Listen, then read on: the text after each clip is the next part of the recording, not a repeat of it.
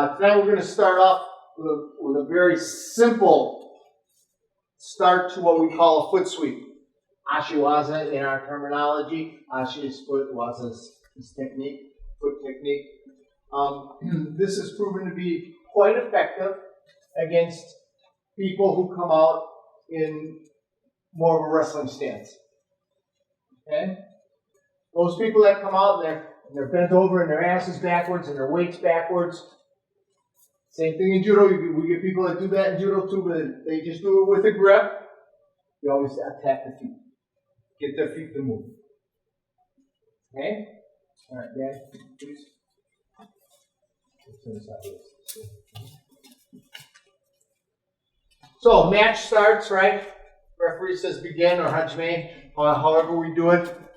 First thing you want to recognize, first thing that happens in a match is you want to do what we call recognition. My first recognition here is that Dan's coming out left-handed. For this technique, that's a good thing because tonight I'm fighting right-handed. Okay? So that's the foot I want to attack. It's very important that you do this recognition process. You just come out and don't know how they're fighting you or what they're doing, you're not going to know how to get through the rest of the match. You'll have to figure that out. Okay? So, Dan comes out with this left foot forward. I can come out with my right foot forward. Now in Judo, there's grip fighting. You can do that in Jiu-Jitsu too. We'll just start with our normal grips, our regular grips. So let's talk just a minute about grips. Foot that's forward, that's your power hand.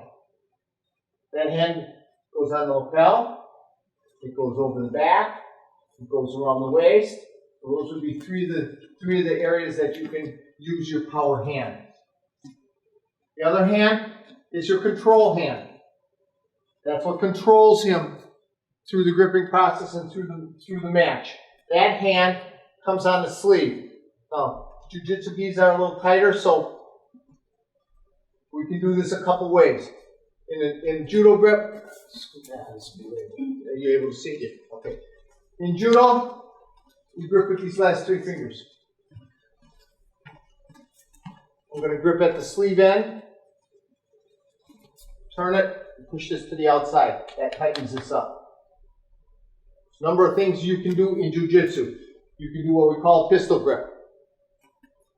Hand comes around, you can get a grip here. That's a pistol grip.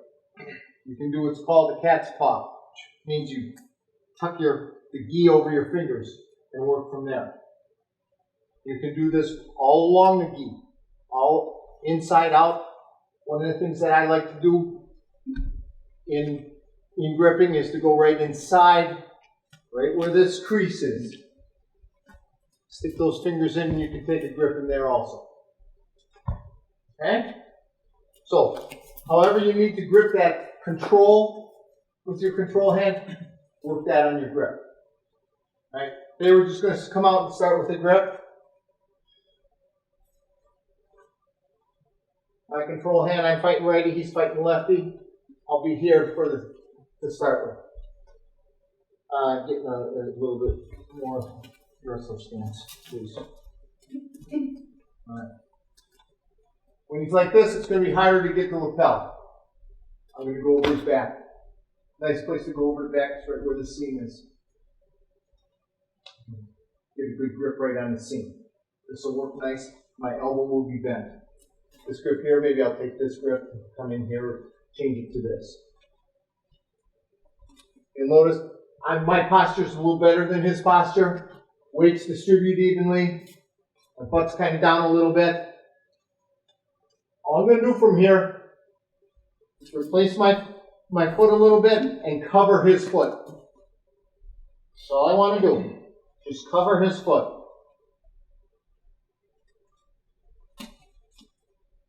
See how that does that?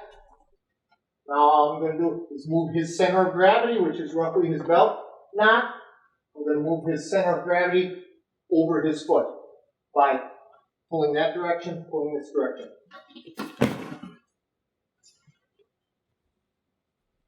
Very simple technique.